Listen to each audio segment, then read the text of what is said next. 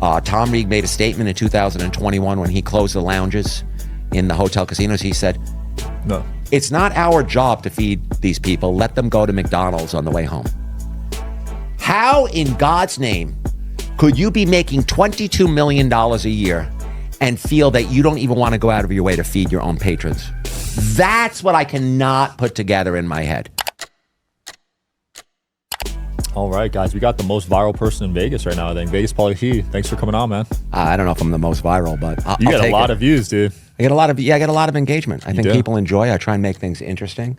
I try and find things that I find interesting and other gamblers find interesting. So sometimes it comes together. And I like that you do it from an open mindset. You're not going in there with an agenda. Well, I was just telling the girl that I met in the room in there. Yeah. You have situations where there are casino hotels that will not engage me. They do not like me. I use Station Casino as an example. Because even though they told me to take down a video of the Durango, and even though social media, they will not talk to me, and I'm sure they're no fan of Vegas Pauly C, because when they made me take down that video, I made fun of them for it. It's still an amazing corporation, amazing quality place. I don't care if they go online and they say, we hate Vegas, but it doesn't matter. The Red Rock, Green Valley, and the Durango, wow. I mean, when I went to the Green Valley, I said, this is one of the most beautiful places I've seen in Las Vegas. This is better than 80% of the hotels on the Strip. Wow. Then I went to Red Rock and I went, oh my God, they have an even better one. And it's obviously the same architect at the Durango that they used at Red Rock, because you can see the style outside, and it's just an amazing place. I mean, such a quality corporation, and they make money and they have a good capital structure.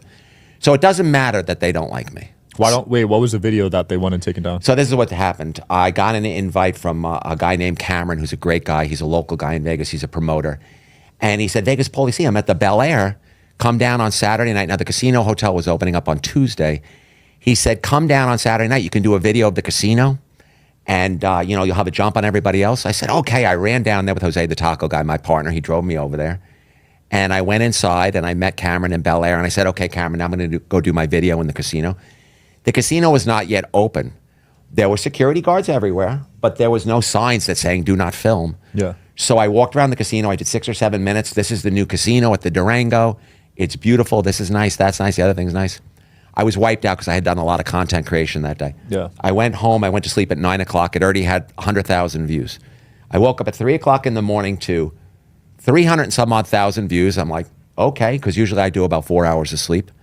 And a DM from Station Casinos, you better take that video down. You were not authorized to film in our casino. Yeah.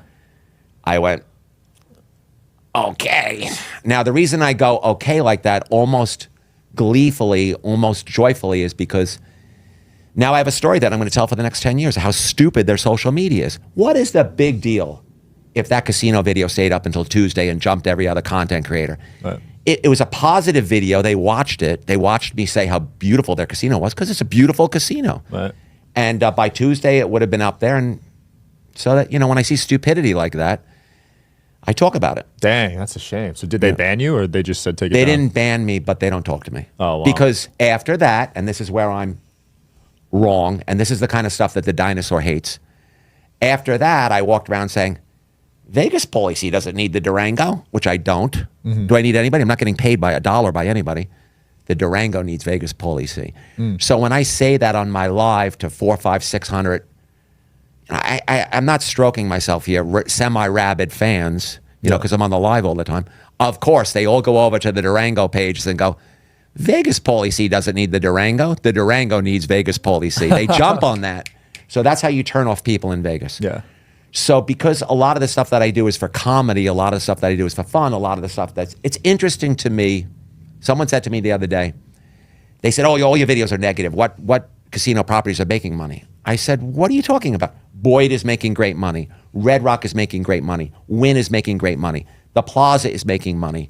The Strat is making money. When you read the financials of these places. Strat's making money? Strat made 18 cents a share last quarter. Yeah, Strat's doing great because it has a decent capital structure. Okay. MGM did great last quarter. They're destroying Caesars. But I find it... Are you tired of ordering on a menu in a different country only to be served snails? Why not actually speak the language and order what you want? That's where Babbel comes in. Speak like a whole new you with Babbel, the science-backed language learning app that gets you talking. Wasting hundreds of dollars on private tutors is the old school way of learning a new language. Babbel's 10-minute lessons are quick and handcrafted by over 200 language experts, ready to get you talking your way to a new language in just 3 weeks. Because talking is the key to really knowing any language. Babbel's advanced speech recognition is like having a personal language guru in your pocket, massaging your pronunciation whenever you open your mouth. With Babbel, you can learn everything you need from vocabulary to culture while holding your own in conversation with anybody. All it takes is just about 10 minutes a day. It's designed by real people for having real conversations, and it gets you talking. I've been going to a lot of Spanish-speaking countries over the last few months, and Babbel has come in clutch. I now know how to order food and ask where the restroom is when I travel. Here's a special limited time deal for our listeners. Right now, get up to 60% off your Babbel subscription, but only for our listeners at babbel.com/social hour. That's 60% off at babbel.com/social hour, spelled BABBEL.com/social hour. Rules and restrictions may apply. Interesting when you have a bad capital structure or completely incompetent management and they run a place into the ground. And I would include Caesars in there. Tom Reeg made a statement in 2021 when he closed the lounges in the hotel casinos. He said, and I'm quoting him directly from a conference call, No. "It's not our job to feed these people. Let them go to McDonald's on the way home." Now, let me tell you what I find interesting about that. It's not the fact that he said it. I could see a nasty person saying that. I could see a not talented person saying that. It's not the fact that he feels that way. This is what blows my mind. Are you interested in coming on the Digital Social Hour podcast as a guest? Well, click the application link below in the description of this video. We are always looking for cool stories, cool entrepreneurs to talk to about business and life. Click the application link below, and here's the episode, guys. And it'll blow your mind, Mr. Producer, and it will blow your mind. How in God's name could you be making $22 million a year and feel that you don't even want to go out of your way to feed your own patrons? That's what I cannot put together in my head. Yeah. Like that, incredibly, we are all prisoners of our brain chemistry. But when I run into brain chemistry like that, it blows my mind. And there's other people in town with that kind of brain chemistry. Not a lot. But if you look at why is Steve Wynn successful? Why is Bill Hornbuckle successful? Why are these people successful? Well, because they're cool. Because they're like, okay, all right. You know, if you watch Bill Hornbuckle getting interviewed, he's not a jerk. He's not uptight. Steve Wynn, he understood. There's secrets to casino gaming that some executives don't know. I'm going to tell you the secrets now. Are you ready? Let's hear it.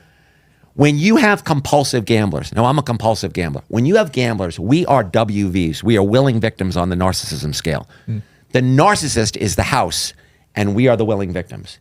If you give to a willing victim as a powerful narcissist, that willing victim is going to feel guilty. That willing victim is going to feel shame, and they're going to say, oh, you know what? They gave me this sweet. They gave me all this food. They gave me this alcohol. I'm okay giving them back $19,000. I can feel that viscerally in my soul, and I know that from other gamblers because I talk to gamblers all the time. And all they want is to be loved, believed in a little bit, the free room, the show, this, that, that. If you can give, and Steve gave, in fact, right now, you know, Steve's corporate legacy continues over there at the Wynn. Yeah.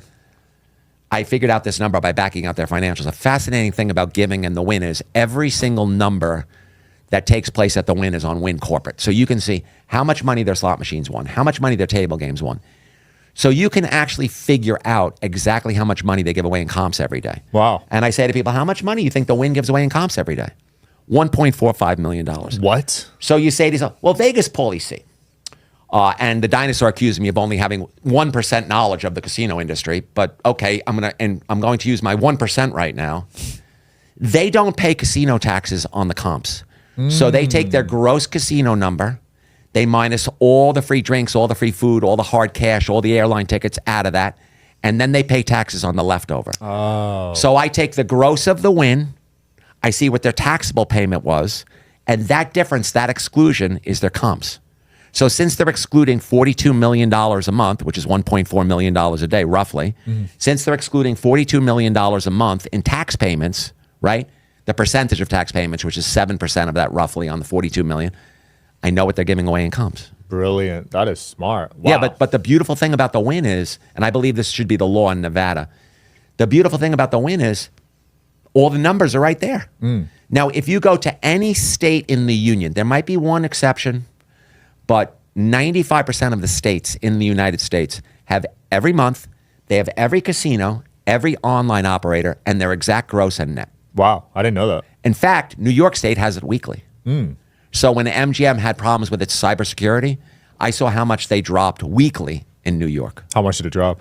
Not as much as you would think, about 20%. I was shocked. I couldn't believe that people with no card and no comps would still go to Yonkers. That's their property. That happened in Vegas too, right? They got hacked, or was that Caesars? It happened all over. The entire property got hacked. And I have to tell you, they handled it with class, dignity. The CEO gave a thank you afterwards.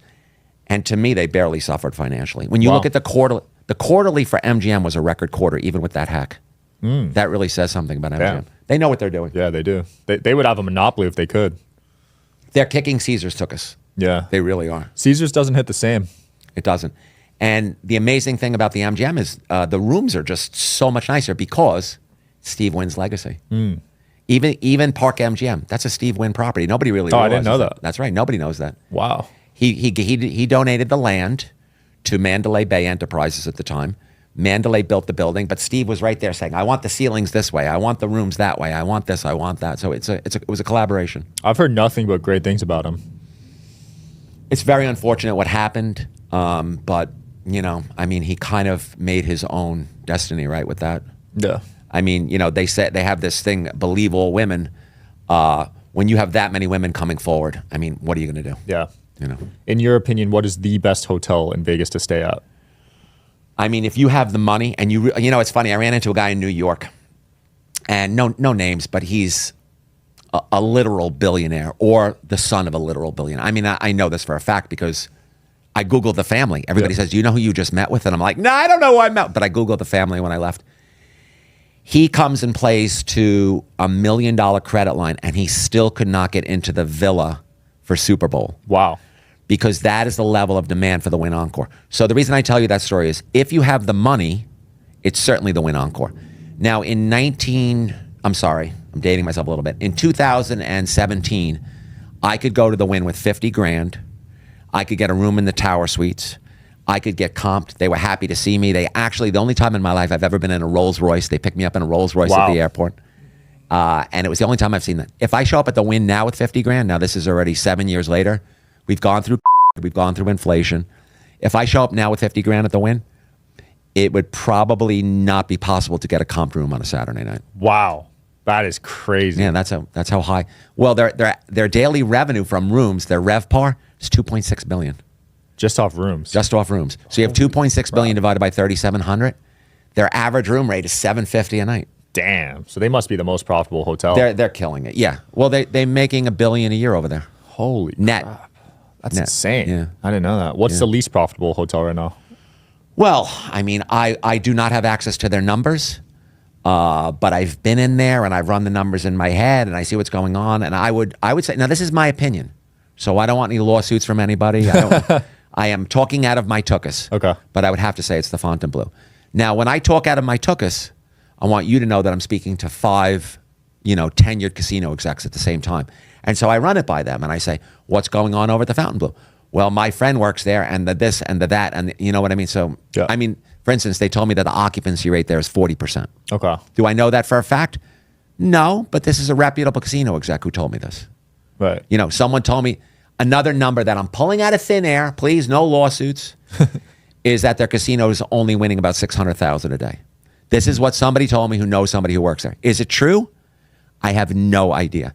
But it makes sense to me because I've been in there and I've looked at the number of people playing and I've looked at the volume and it looks to me like a high 6-figure number, just from experience. Do you think they're just too far off the strip? It's an hour-long conversation. That's a whole nother podcast. Yeah, it's a whole nother podcast. I thought you were going to say Resorts World. No, Resorts World has cash flow of $200 million a year. Oh. So Resorts World, very funny story. I love this story about Resorts World. I'm barred from Resorts World, by the way. Yeah, I got thrown out the other day. So this is the story with Resorts World. So Resorts World publishes its financials under Genting Berhad in Malaysia. So you go to the corporate website of Genting Berhad and you were able to pull out the financials quarterly. And every quarter I would go to Genting Berhad like a baby, like a child, like an infant, like a jerk. Sometimes I'm obnoxious. When I'm obnoxious, I admit it. Every quarter I would go in there and I would read how they did in Las Vegas. So they would have anywhere from 42 million to 55 million, I think I saw on the high end. I saw as little as 30 million in cash flow. Now that's their cash flow before depreciation and any interest. I know their capital structure. I could go into that in a second, but that might be too far into the weeds. So I would go and I would see the number and I would run down there. On February 27th, they were supposed to report the quarterlies this year. They reported them on February 28th. I go in there and they scrubbed out their Las Vegas operations and they grouped it into their North American operations. So they gave no detail for what happened in Las Vegas. Oh. But this is the mind-blowing part. This blows my mind. They went back every quarter back to open and scrubbed out their Las Vegas results and put them into New York and put them into North America. Huh. I swear to God. Now, how do I know this? Because every quarter for the last 6 quarters, I've been in there looking at the number and running down and making a video about it. Yeah. People are like, how do you know that? I'm like, because I just read it 6 straight quarters. All right. Wow. So why do you think they did that? Well, I would take the number, which is generally 50 million. I would take the 50 million and then I would times it by 4 to get an annual, right? It was always around 50 million. It was as low as 30. It was as high as 55, but let's just use 50 million for ease of math. I would come up with 200 million. Then I would take the 200 million over a $4.3 billion investment and I'd get an ROI of 4.8%. And I would stand in front of the place and I would chortle. The return here is 4.8% on a $4.3 billion investment. They are borrowing money at 8.75%, which is true. They are going to lose their tuchus long term unless they get their yield up. They can't get their yield up because what happened was when they opened, they decided, hey, we're going to get $600 a night a room. We are a beautiful property. We're a premier property. We're the greatest thing since sliced bread. Delusion. It's the delusion I find fascinating. I find the delusion fascinating because I've been delusional so many times in my life. So when I see someone else who's delusional, I'm like, yeah, I've been delusional too. I know. So they thought they were going to be unbelievable. Well, what happened is the marketplace quickly told them they weren't going to get $600 a night. So they took their room rates all the way down to $150. Damn. When they took clean, decent, respectable, brand new rooms down to $150, the whole place filled up with young people who are looking for a clean, respectable, decent room. Plus Zouk is a decent nightclub or maybe even a good nightclub, right? Yeah. So it filled up with young people. So now the analysts said to them, you're never going to get any yield. In other words, if you're 28 years old, let's even use younger because I was 23 the first time I came to Vegas. If you're 23 years old and you have a job and you love to gamble, you love Vegas, you want to have fun, and you can actually get it together. Think about this. You can get it together to buy an expensive plane ticket. You can get it together to pay $150 a night for a hotel room. You can maybe bring your girlfriend. You've got $500 to gamble, and you're going to go and you're going to stay at resorts. In my book, you're already a huge winner. How many 23, 24, 25-year-olds can get it together on that level, get to Vegas, have a great time for 3 or 4 days, go to Zouk nightclub, maybe buy a bottle? To me, you're already in the top 1% of 23-year-olds. And I'm open to that number. Maybe it's 3%, but I'll tell you, it's not 10%. Right. So you're already a winner. But here's the thing. You can't go into your pocket and pull out another 10, 20, 30,000 to piss away on the roulette wheel, at the blackjack table, at the crap table. So they filled up their entire hotel with that type of client. God love them. They're all winners. Yeah. They really are. But they can't get the yield. Because the Wynn has a more Well, the mature. Wynn has the kind of people who, if they get stuck 50 grand, they can call up their secretary and say, can you wire another 50 grand? Right. The kids that are at Resorts World, they're already happy. Wow, I went to Vegas. I brought my girlfriend. I had a few drinks. I went to a great nightclub. They don't have the need. They don't have the ability to, but they also don't have the need to go and pull. It's a younger crowd, and you can't get that yield out of a younger crowd. Right. What got you so interested in studying these numbers? Are you an investor? No. I was born with a genetic mutation called CCAATT. So there actually was a help group for it. I would love to get awareness out there about this, but unfortunately nobody really does their genetics and takes them and sends them to prom thieves. So Gary Brecka has an unbelievable video on this where he talks about, and I saw it and I almost fell over because he hits the nail right on the head. If you have a 7-year-old, an 8-year-old, a 9-year-old, and he's sitting there playing video games for 12 hours, that child is trying to feel normal. That child is trying to get back to a place where it feels okay. And he said, you have a future addict on your hands. So when I was 7, 8, 9 years old, we didn't have video games. Pong didn't come out until I was 9. And even then Pong was like, take it or leave it. So I was born without the ability to create dopamine. So I was a natural born addict. So the only thing that we had in the house was the encyclopedia. Wow. So I read that encyclopedia from A to Z. Then I found cards. Then I found gambling. Then I found a childhood friend. I was 7 years old. He was 9 years old. He taught me how to play Guts. It's that game where you get 2 cards, you draw another card. We were playing Guts for dimes. And I was hooked from a very early age. So now I've got the encyclopedia there, right? And I've got the newspaper, which I'm reading cover to cover because I'm looking for information of any kind because I have this dopamine deficiency. And then I have gambling coming from, the kids in the neighborhood who also have similar situations in their life. Right. So immediately I start going into the encyclopedia and reading about Las Vegas. Because at that time, until 1977, the only place that gambling was legal was in Las Vegas. Right. So I was if you took the encyclopedia, the L book, the World Book, it was a 1959 World Book. I mean, it was dated. And you went to L, I probably read the Las Vegas article, the blurb on Las Vegas. It was 3 or 4 pages. I probably read it 100 times. Holy trying crap. to get back to normal. Yeah. That's all I was trying to do. Interesting. So you don't feel dopamine when you do activities? I only create dopamine. So what I did was, I had a guy in my life I was obese, and I decided to get fit because I got tired of being rejected by women. It actually worked. Once I got ripped, I actually got a girlfriend. Nice. So I got tired of being rejected by women, so I got ripped. But I had a trainer who was a physiology student at Columbia, and he started making comments to me. He said, wow, he goes, I'll never forget the first comment he made. He said, so low dopamine, you don't even lock your doors. And I'm like, what's he talking about, low dopamine? But in my head, I remembered that I had taken my letters from 23andMe, my genetics. Yeah. And I sent them to a company called Promthees, which was overseas, because they actually don't even let you do it in this country. Oh, wow. I paid $5 to Promthees, and they sent me back my letters. And I remembered in that report a flag that said that you do not process folate properly, your BH4 is breaking down too quickly, and so you do not create neurotransmitters. So therefore, you have what's called CCAATT. I go to Yahoo groups. There's a help group for CCAATT. Everyone in there is either a drug addict at the highest level, a compulsive gambler, or Wow. and I read it, and I'm like, wow, I couldn't believe it. In fact, there were some leading authors in there, and I don't remember the woman's name, but she lived in San Francisco, and she was writing about how she finally found out at 34 that it wasn't her fault.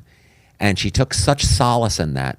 And I have to tell you, I'm not going to get emotional right now because I'm just not in that mood, but I have to tell you that when I found out that my problem, the reason why I was a compulsive gambler, the reason why I was constantly reading about Vegas, the reason why I was so obsessed, when I found out that it was genetic, it was a weight off my shoulders. And, Wow. and I kind of know how to manage it somewhat. I mean, I'm probably not going to make it. I'm probably going to be totally broke in like 2 years. Really? Maybe. Yeah, because I refuse to monetize. So I have this social media following, but so when you have low dopamine, it's contract stuff and stuff that involves negotiating with people for money or trying to get someone's money or trying to be a hard-nosed. Those are very low dopamine events. So when I came to Vegas, I did business with 10 or 15 people, and every single one of them said, give me this, and I'll do this for you, and you can continue your dream. And I just gave it to them. So I pissed away about $100,000 when I got here on about 15 different people. And even now, and I'll tell you something fascinating that people need to know, and I'm going to go to Tom Arnold. Do you know who Tom Arnold is? I don't. Okay. Tom Arnold is a comedian. He predates your time a little bit. He was very famous. He married Roseanne Barr. Okay. I saw him interviewed. Tom Arnold suffers from terrible depression. So the lack of dopamine creates terrible depression. And Tom Arnold sat right there in the interview and he said, look, when I wake up in the morning and I can't function, he said, one of the first things I try and do is an act of service. He said, there is tremendous dopamine in giving. There is tremendous dopamine in doing something for someone else. So I have found in Vegas and a way to boost my dopamine at times when necessary is to take a small business. The other day I did a woman-owned business who does hydration, IV hydration. Okay.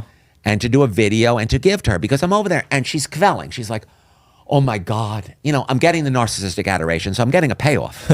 I can't believe Vegas Pauly C answered my DM. I can't believe you came down here. My kids told me to contact.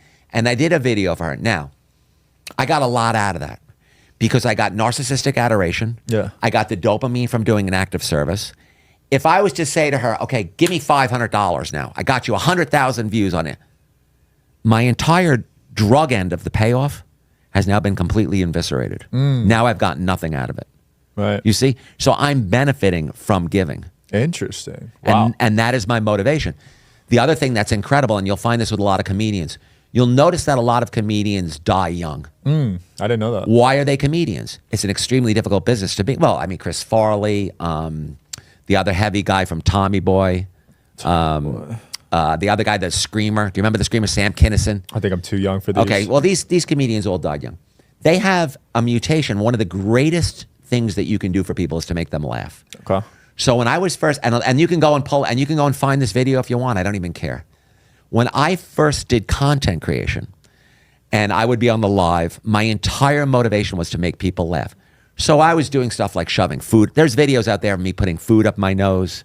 I would drink alcohol. I would put cherries in my nose, maraschino cherry. Yeah. I put a maraschino cherry in my nose. I would walk around. And then when I got drunk enough, I'd go, and I'd blow the cherry out. And everybody would laugh because they've never seen such an idiot in their entire life. So initially, that was most of my content creation. But then as I just kind of evolved, I realized that I could talk fast, and I could get out there, and I could do a video, and I could do a video quick.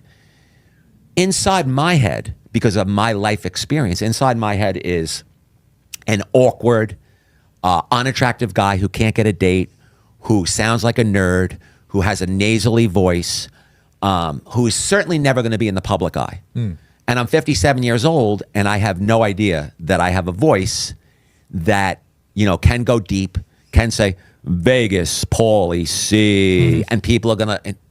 I started doing that organically, and people were like, wow, we like that. We listen in the video. So I had no expectations in life when I was a young guy. And I remember to the day, I was 16 years old, and I remember standing in my backyard, and I remember saying to myself, well, there's clearly something wrong with you, because I knew there was something wrong with me from a young age. Like, what was all this obsession about gambling and reading the encyclopedia and, doing all this nerd behavior? What was this? There's clearly something wrong with you. So you're going to have a really rough time. Wow. But I got super lucky because I created a business. No, my mother handed me a business. She said, do this. This will be good for you. My mother handed me the idea. I am not going to sit here and say it was my idea. My mother handed me an idea for a business. I ran it for a year like a schmuck. I took every quarter from these payphones. Every single quarter I took to either the racetrack or to Atlantic City or to wherever. Yeah. After a year of being in business, a kid who grew up around the corner from me. Now, I grew up in a privileged area, and I will tell everyone this. If I had grown up in a non-privileged area with my genetics, with my genetic mutation, I'd be dead right now. Really? Oh, I guarantee it. Wow. I'd be either in jail or dead because I would have, in order to get the dopamine, I would have started to do really shady things, right? So I met a guy I knew him from when I was 7. He grew up around the corner from me. His first name is Bruce. I won't give you his last name. I talk about him all the time on the live. He said to me, Paul, I'm working for Price Waterhouse. I'm making $40,000 a year. Remember, this is 1986, 1987. He said, what you've got here is a 1-year ROI. He said, you put the money into the business in 1 year, you have your capital back from that investment. He said to me, there are not that many opportunities in life. Don't be a schmuck. He said, I will take all of my bar mitzvah money. He had $25,000 saved. God bless him. This I could get emotional about. And he put the whole 25 grand in there, and he built it up to a $6 million business. Damn. And I want you to know, and I want the world to know, the whole it was from 1987 to 1994 when he sold it for $6 million, which was half mine, theoretically. $1 million was cash. I was kicking and screaming and being a jerk the whole 7 years. Really? No, I didn't abuse him, but I just wanted my money. I wanted to get to the table. I wanted to go to Vegas. Because of the money that we were making doing the business, I didn't want to reinvest the money in the business. I got a $50,000 credit line at the Mirage at the time. And I had picked up with a stripper girlfriend. When you're 27 years old and you're unattractive and you have money in your pocket and you realize to yourself, hey, I'm making $3,000 a week, right? First thing I did was go to the titty bar. And the first thing I did was say, hi, my name is Paul. Will you pay attention to me? I've never seen a girl as pretty as you. What do you think happened? I ended up with a stripper girlfriend. And she wasn't a bad girl. She was not a bad person. But it was a pay-for-play kind of thing. I gave her $1,000 a week to be my girlfriend. Sugar daddy. Well, I was only 27. Right. So can I really be a sugar daddy at 27? So I gave her $1,000 a week, and we ran around the country. And I'll never forget when we broke up after 3 years. I lost all my money toward the end of our relationship, so I was totally broke. Gambling. On the very last trip with her, I lost $1 million. Damn. And it was well, it's funny because I lost $1 million playing blackjack in April of 1995. That's a lot back then. What's great about Nevada is though the numbers for the month of April 1995 are still on the Nevada gaming website. So of course I had to run in there and say, how much money did I contribute to the blackjack win? I did. I looked. Yeah. So the state of Nevada, the entire state, won $31 million on blackjack in April of 1995.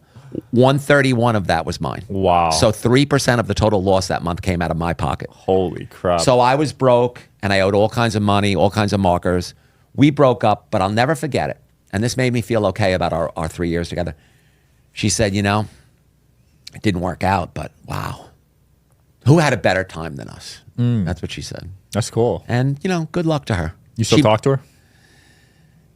She named her kid Paul. I said, No way. I swear to God, which makes me laugh. And she had a normal life. She married an executive at a company, and she straightened down, and she's in her 50s now. I didn't see her since she was pregnant with Paul.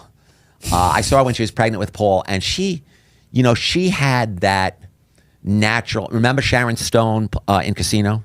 Yeah. So she had that about her. So I was Ace Rothstein back in that year. I wasn't an executive. I was a player.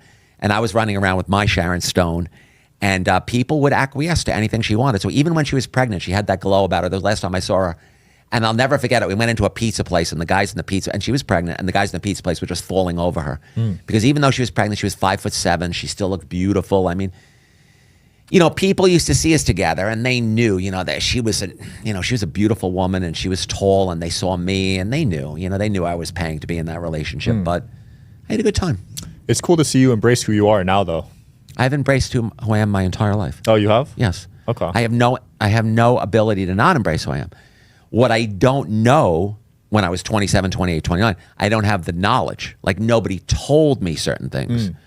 But now that I look back on the totality of my life, everything is just, it's so explainable. I'm only speaking for me, but I can't imagine that my situation doesn't apply to a great number of people in this country. I'm a prisoner of my brain chemistry. You're sitting here and you're doing this, you're doing these podcasts with very intelligent people. You're an engaging guy and you're very successful because you have what in your head?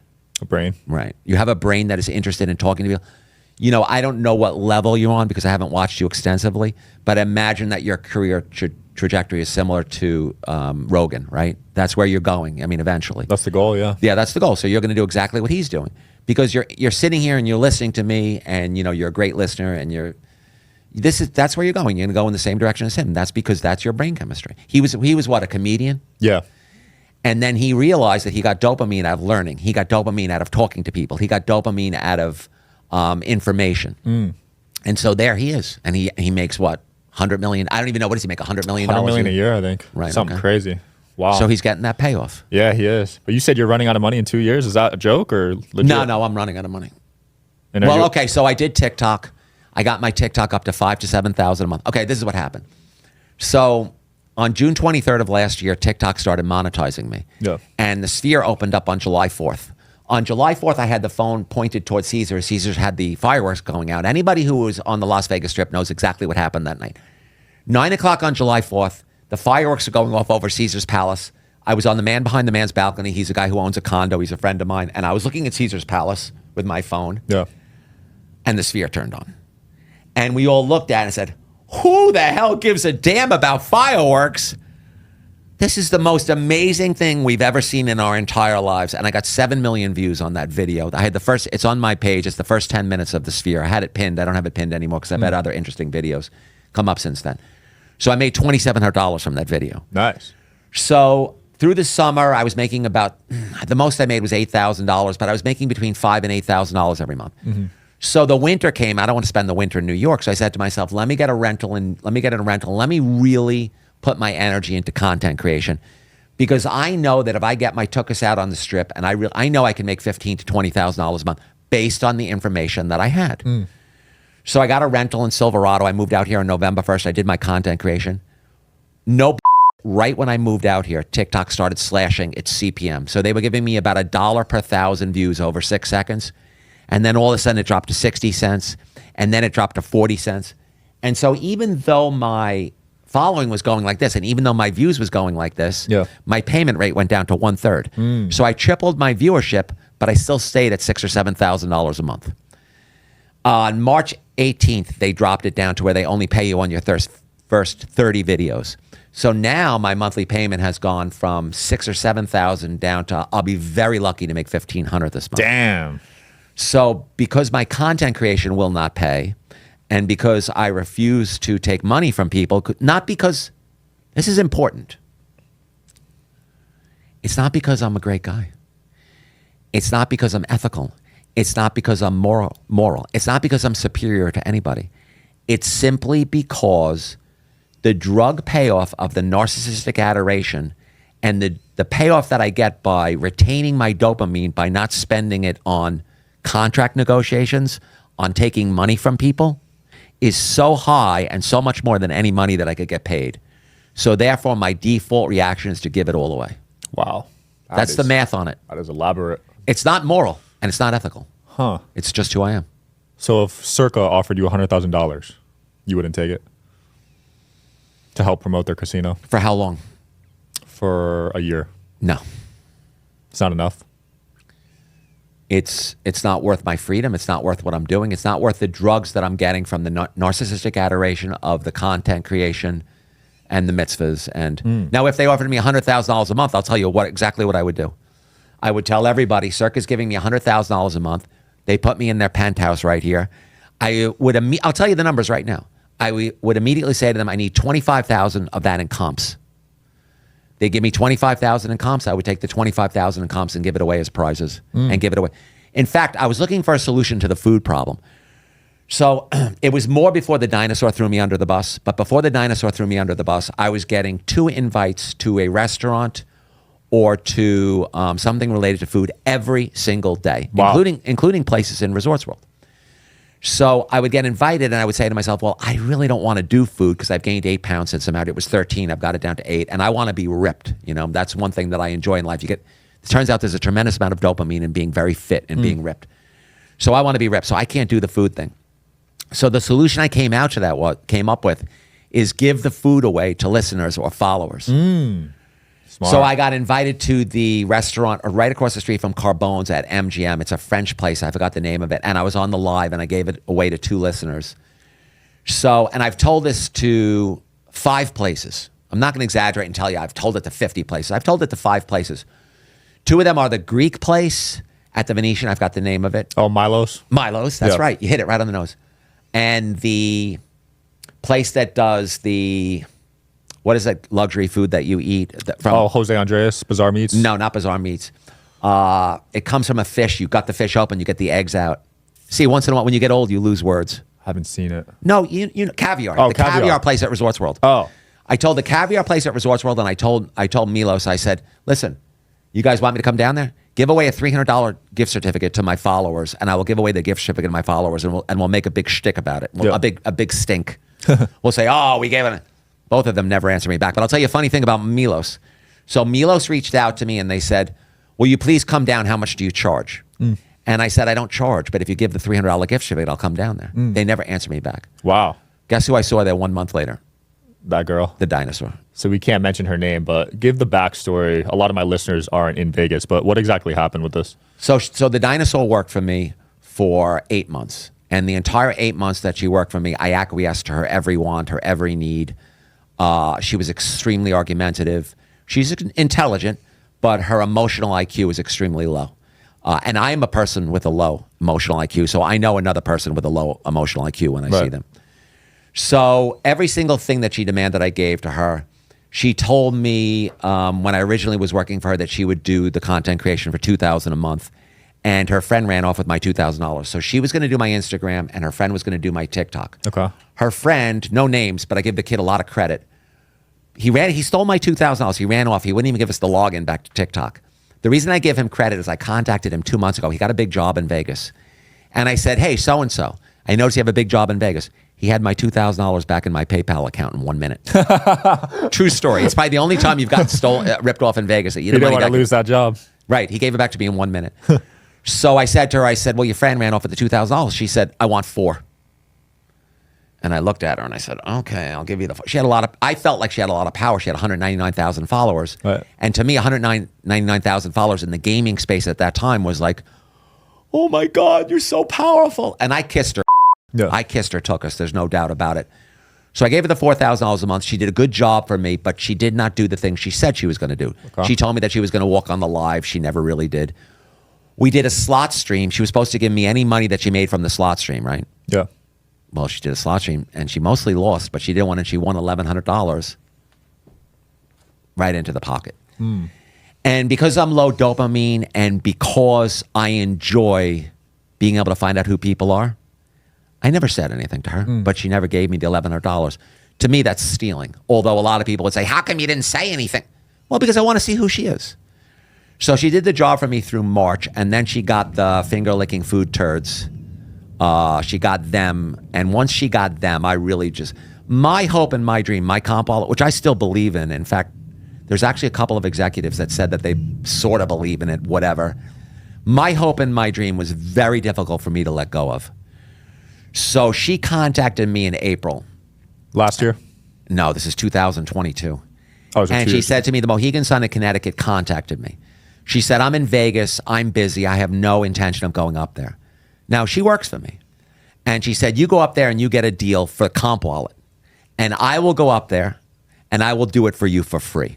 This is the exact words that she used for me. Okay. Now, I'm making her look good, right? She said she'll go up there for free for me. I couldn't believe it. She's going to do something for free for me. Okay. I give her credit. I went up to Mohegan Sun. I met with the executives there. I could see that they had such an excitement about getting her because at this point she has 400,000 or 500,000 followers and she's good at what she does. Right. And the Mohegan Sun is completely incompetent. I could talk to you about the Mohegan Sun for 20 minutes if you want. Which hotels do they own?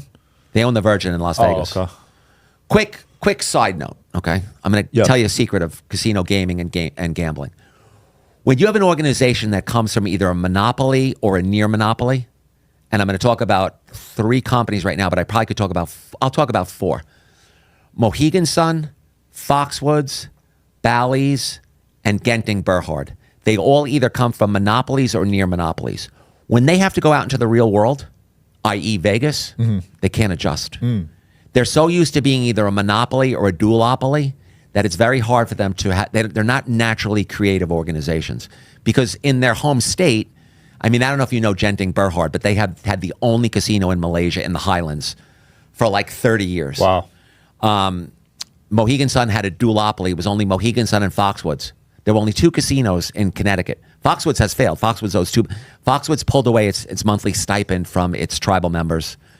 Mohegan Sun lost $97 million last quarter. If I was there, but the quarter before that, the same quarter, they made $3 million. They were opening a casino in South Korea that's going to fail. It's a locals only. It's a foreigners only casino. The government of South Korea just announced yesterday that they are tripling the size of their government-run casino from 4 acres to 12 acres. You have no chance if you're in the South Korean casino market right now, but that's a whole nother story. I could talk about this stuff forever. So she sends me up to Mohegan Sun. I meet with them. I see that they want her so much. On the fly, in the middle of the conversation, I say, you got to give her $10,000. It's not $10,000 to put in my pocket. I tell her, I got us $10,000.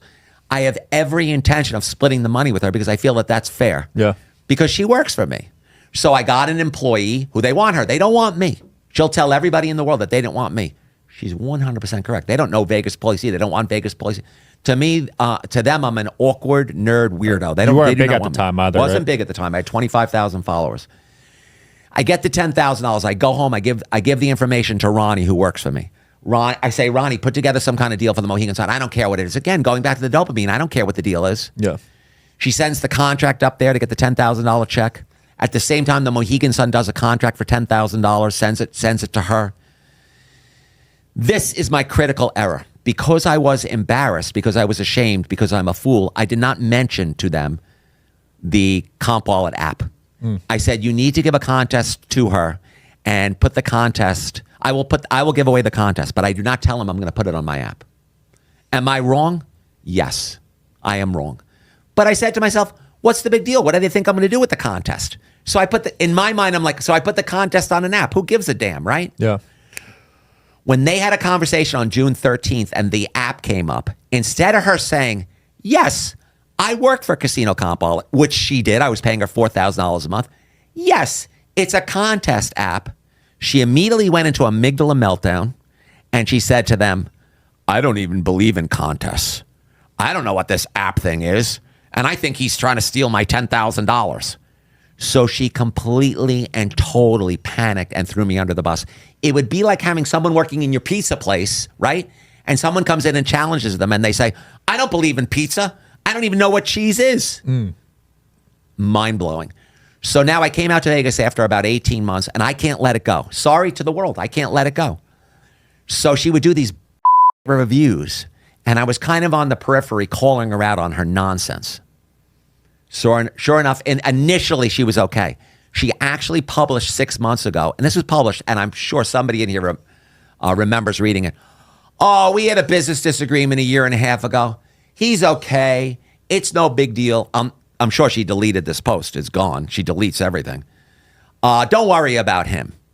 But I kept giving her a little business. That's who I am. I'm still angry about what she did to me. And after about a month of that, she started to lose it, and she started to really come after me, and I started to really go after her. And I just, I questioned her credibility. So somebody sent me a video about the Magician study, and the video was attacking the Magician study and the magician who wears the rabbit ears and how the tickets are $150. And why is she promoting that magician? He stinks, and she must be getting paid or whatever. I took the video, I put it up on my page. Yeah. The Magician study sent me a cease and desist. How dare you? How dare you say that we're paying her? We're not paying her. I still have the email from them. We're engaging her to produce content for us. And I'm like, girlfriend, you're engaging someone with 1 million followers, but you're not paying her? I mean, it strains credibility. You know what I mean? But because they sent me a cease and desist, I took the video down. When the Durango said, please take the video down, I took the video down. When MGM said, please take the video down that mentions how much people are playing over here at the Maximum, which was $400,000, I took the video down. When Durango said, take the casino video down, I took the video down.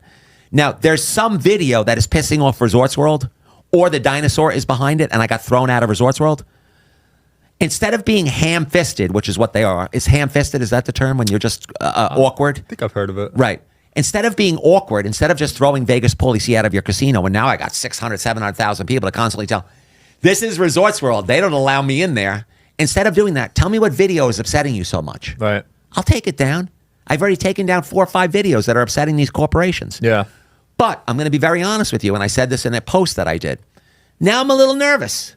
If I go to the MGM one day, and they've decided to put a 4th zero on the roulette wheel, or they've decided to pay even money on blackjack. Think about it. It's not that far-fetched. Yeah. You had 3-2, then you had 6-5. It's obviously going in a direction. The price of real estate on the Strip, they paid $54 million for an acre and a half next door. Yep.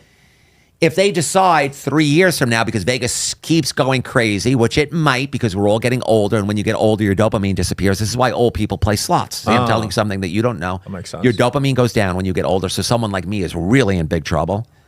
If they decide to pay even money on blackjack, and I'm in there 2 years from now, and I walk by a whole pit of even money on blackjack, right? Am I really going to be so quick to grab the phone and go, this is the MGM Grand. They only pay even money on blackjack? Because now I'm going to be thinking to myself, am I going to get thrown out of MGM? Now that's 9 properties I can't go to. It's all of Vegas. And I like MGM. I do too. And I like Bill Hornbuckle. I think he's a great guy. And I respect him because he started as a busboy at the Jockey Club. Wow. Can you imagine this guy? I get chills when I talk about it. I didn't know that. I get chills for his joy. Here's a guy, I got chills right now. If you look at my arm, there's chills right there. For Bill Hornbuckle, for his life. He's walking into the MGM Grand. He's walking into the Bellagio. He's going by the 9 acres of fountains. He's walking into what is a $2 billion property at the time. And he's looking to the left. And he must be 55, 60 years old. And he's thinking, I was a busboy at 18 years old right here at the Jockey Club. And now I'm the CEO of the most successful, I think they're the most successful large casino corporation in the world. Can you imagine what every day is like as him? Can't. God bless him. God love him. It's amazing. It's an amazing story. Yeah. Pauly, it's been fun, dude, getting to know you. Okay. I love how animated you are. Anything you. you want to promote or close off with before we wrap up?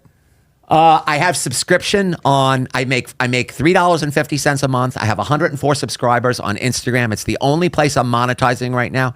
If you can find it in your heart to give $5 a month to Vegas Pauly C, I bleed out all of my personal stuff on there. It's on Instagram. I have 104 people. I wish I had 1,000. Let's get it up to 1,000. Let's get up to 1,000. man. Thank you for coming very on. much. Yeah. Thank you. It's great talking to you. Thanks for watching, guys. See you tomorrow.